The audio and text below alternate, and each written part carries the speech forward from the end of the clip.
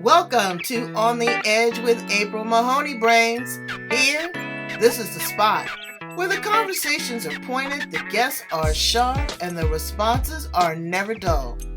Did you bring your thinking caps? Because it's time to put them on. Because the conversation starts now.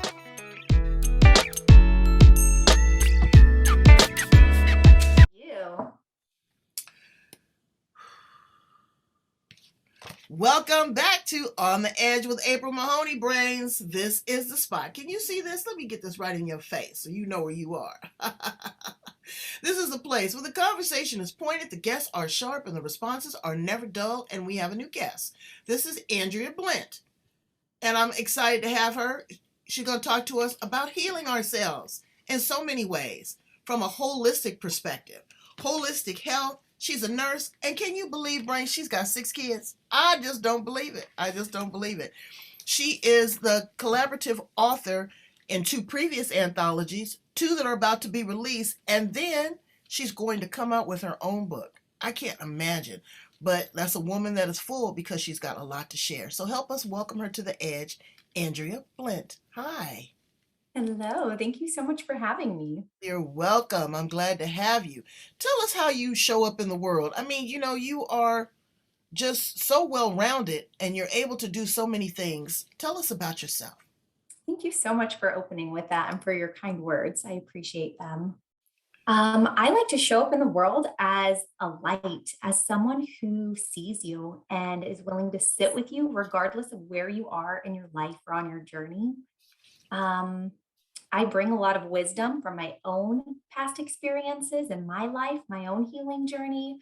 And that journey led me from my traditional education as a nurse all the way through now holistic healing modalities, remedies, things like that.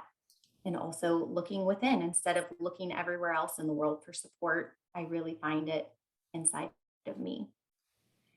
Well, going deep and doing that introspective work is something that everybody is doing right now. They're calling on it. They're yearning for it. But many don't know how to do it for many reasons. One, there's a fear factor. They're afraid of what they're going to uncover. They're really going to see themselves for who they really are. Or they're fearful because they're afraid of who they are going to transform into. How do we bridge the gap? So that's a great question. We all are born with these belief systems and stories that are passed on to us through our DNA, from our ancestors, our parents, our school teachers, and those get embedded inside of us and run unknowingly in the back of our mind. And like you said, really can become fear or anxiety that prevent us from reaching our full potential in life. And so, one way that you can get through that is to really start getting curious about where you are in life. If you are afraid of something, what are you afraid of? Okay. If you're afraid of being a bad person, is there any evidence that you are a bad person? If there is, what is that evidence? And is that evidence true, or is that evidence a lie that someone told you, or maybe that your brain's telling you? Once you decide if it's truth or a lie, you can change it. So if it's a lie, tell it the truth. Tell it what you want to believe, and then create that life for yourself. If you're afraid of who you're going to become, ask yourself why. If I become this person, what's going to change in my life? Because that answer is almost always a limiting belief that's holding you back from reaching your dreams. Well, I ask myself the question why every day. Why the hell? Good. What the hell? But again, it's like being a scientist or a philosopher. You're always questioning. And that is one of the purposes of life, I think, is to continue to question, to seek answers so that we evolve as people. Absolutely. As a nurse, Andrea, you see a lot of life, you see a lot of death, and you see the in-between. I see a lot of nurses, and I've had some great nurses on my show that have really done what you've done and moved the needle more to the holistic side. because you've been able to see that we are energy, that we are just, a spiritual being living a human experience. What pushed you in that direction to become more holistic? So I became more holistic minded after the deaths of my twins, really was Mm, the shifting point for me. I was a pediatric oncology nurse. I loved my job. I was hanging chemotherapy every single day. And at that point, I'd received a research grant that allowed me to study natural medicine. I looked into high dose vitamin C, nutrition, and other healing modalities that other countries utilized, but that in America, we weren't even allowed to talk about. And so as I explored that, it planted a little seed. But when my twins died 5 days after they were born, and I was sent home without them, my doctors gave me a handful of prescriptions. And they said, take this for anxiety, take this for depression, take this to help you sleep. And I remember taking them, thinking, okay, this is how I have to get through it. And I felt worse.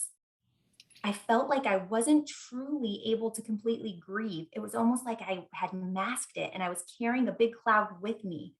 wow. And I knew that this was not the way I wanted to live my life for myself, for my kids, for my husband, or for my future patients.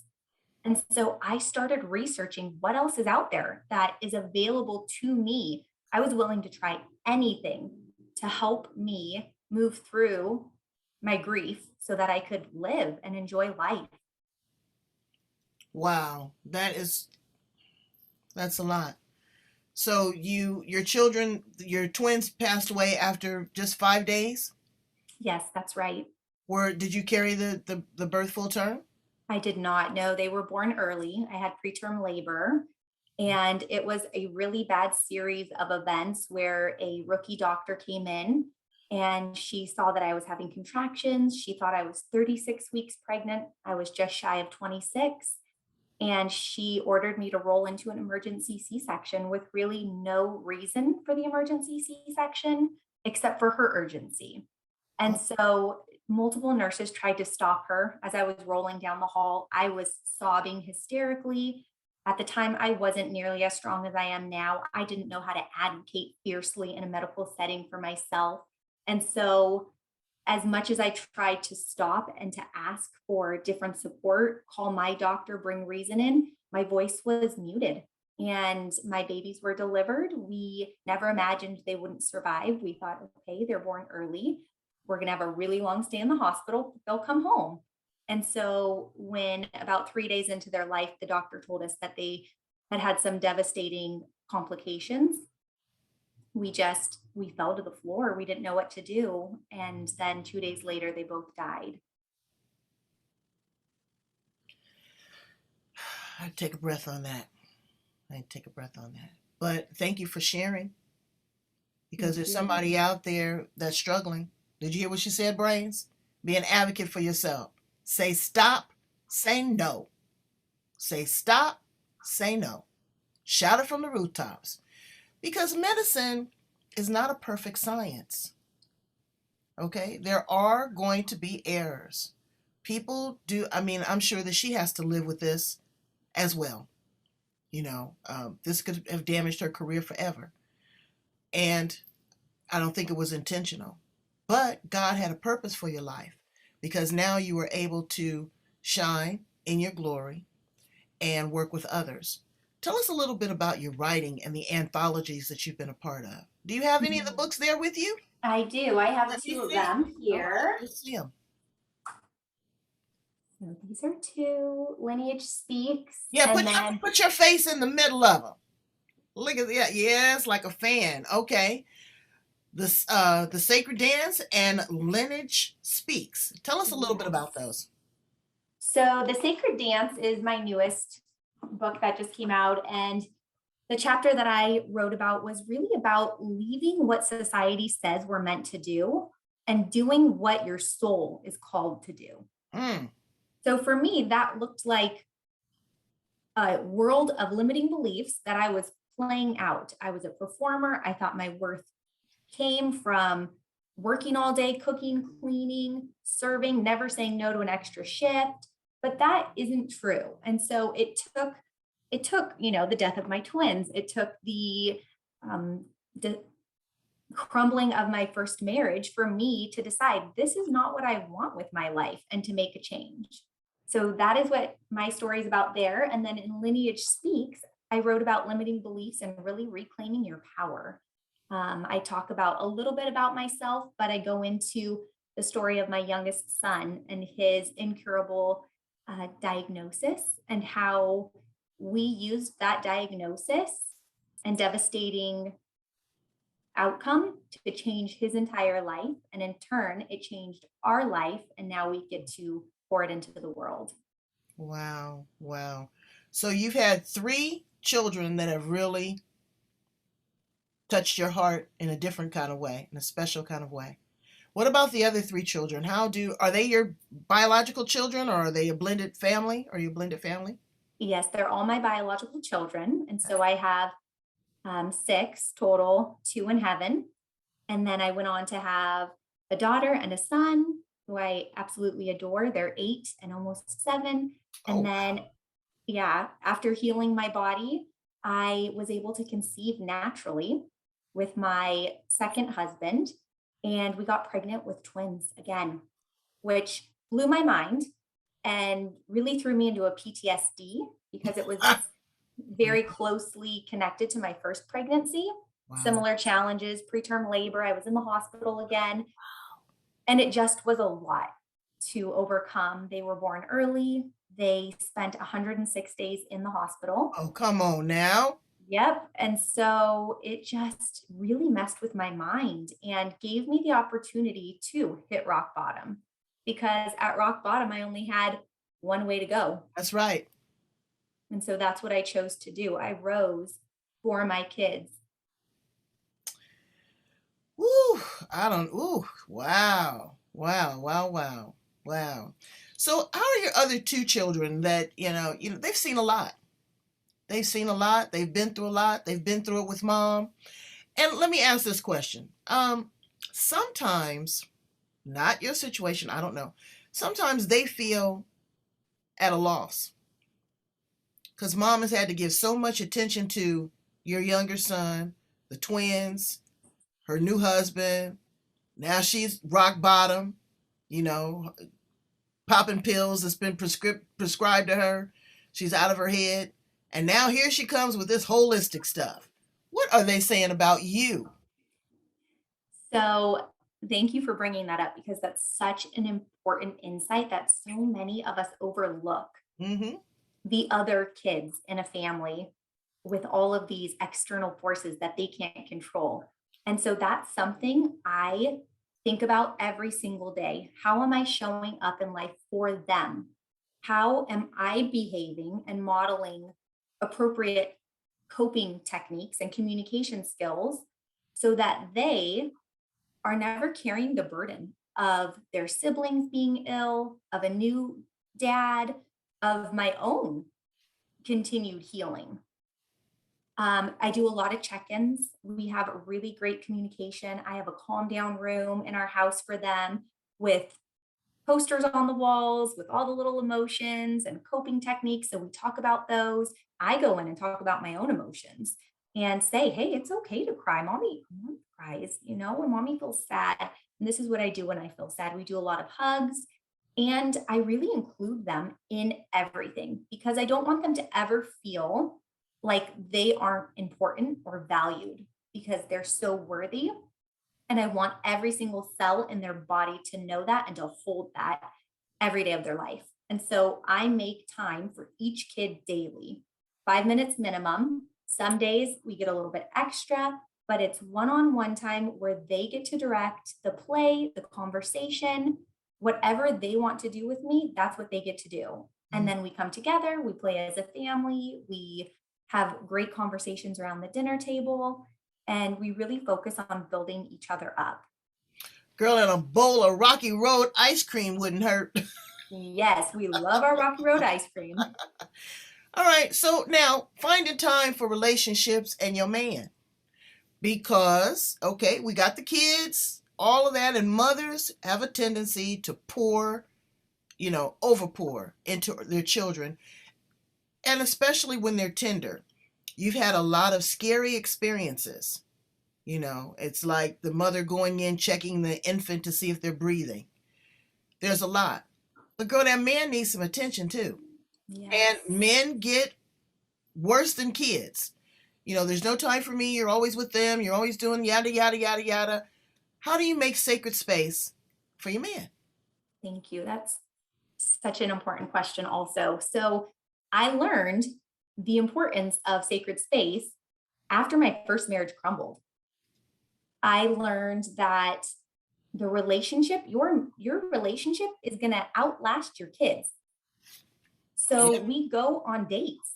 He, thank goodness he is much stronger than me. He forced me to go on dates with him, which sounds funny, but he said, you know what? We're getting a babysitter and I'm taking you to dinner once a week. There's zero excuses for not going. And I said, okay, fine. Nothing's getting in the way of our date night. So we do that.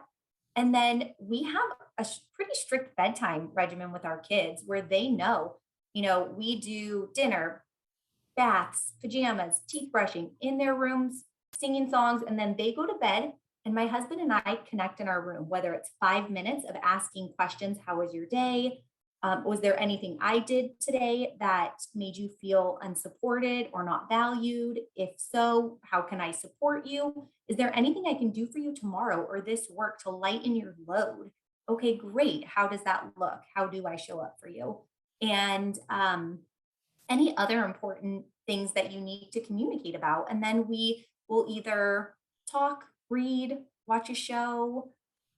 Sometimes we'll work if I'm working late in the night, but we always make a point of coming back together. Yeah, you got to do more than that now. Oh, yes. Take it from somebody that's been married 37 years. However, I haven't had 6 kids.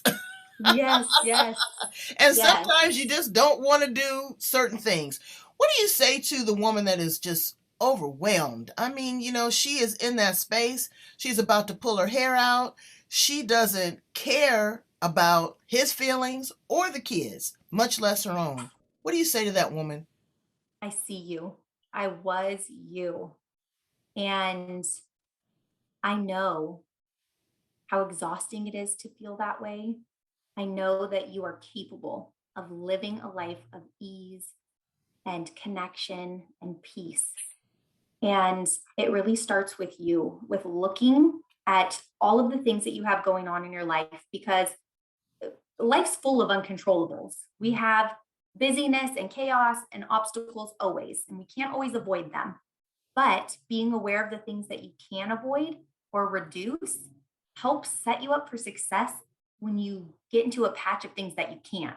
Maybe for me, it was our kids were small and needed a lot of support for about 5 years. It was very constant. And when I only looked through that lens of, oh my gosh, this is so constant, it's never going to get any better, it didn't get any better. Right. But when I was able to change my view to, okay, this is crazy right now, but I know it's not always going to be like that. And then I would look for proof of that. Okay, here's proof. My son just grabbed his own shoes and brought them to me to help him put them on. I didn't have to go chase around the house looking for them.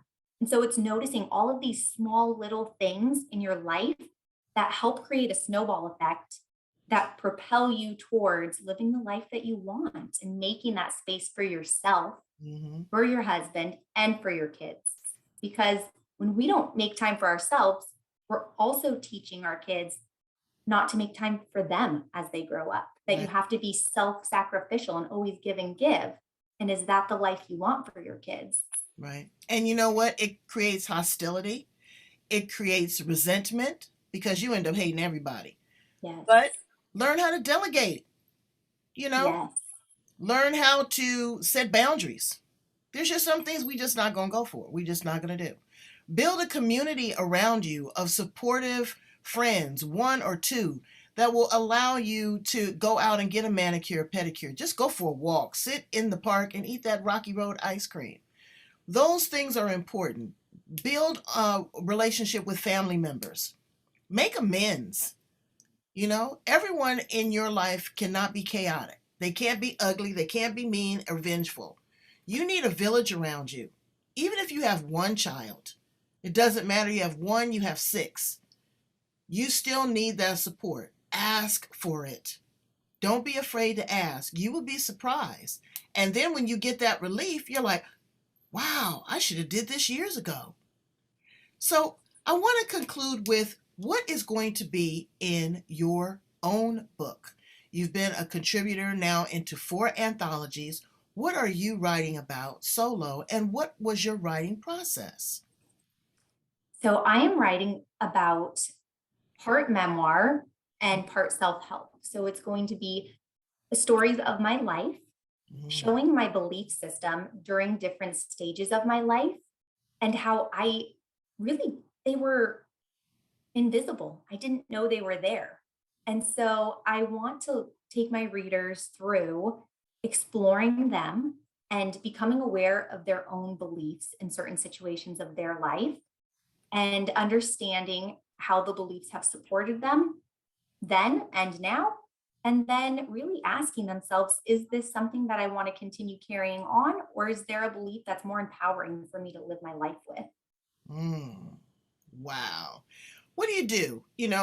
Number one, carving out space and time between family, work, and your husband to write. What is your writing process? What do you do? You journal every day a little bit? Do you, you know, commit to writing so many words? What's your process? So everyone's process is very unique. Mhm. Mine is I get downloads in my brain. I So do it's too. it's it's I get really when funny. you get downloads. I get overloads. I was telling Oh, somebody that the other day, and I had to ask permission. I'm sorry to interject, but I had to it's ask okay. permission. I said, God, can you slow this down?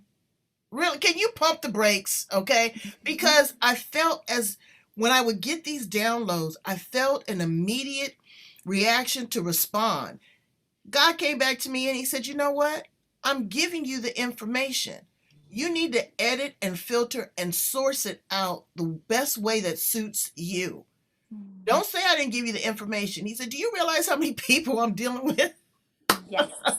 So you process it on your own time, but I've given you the information. So thank you for that, because those downloads, woo wee.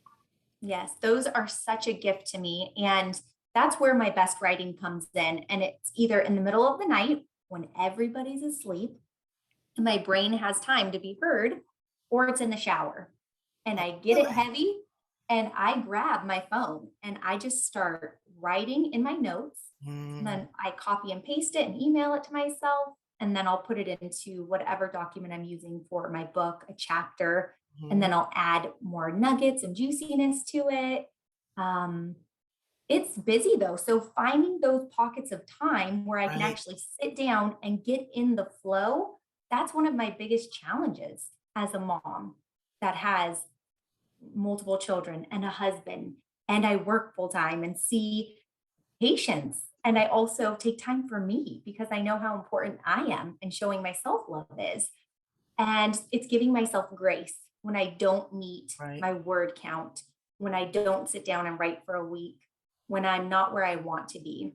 It's acknowledging where I am today, how I'm showing up for myself, and knowing that my inspiration will come and lead me where I'm meant to be in the right time. Well, you are an inspiration. You are, and a revelation.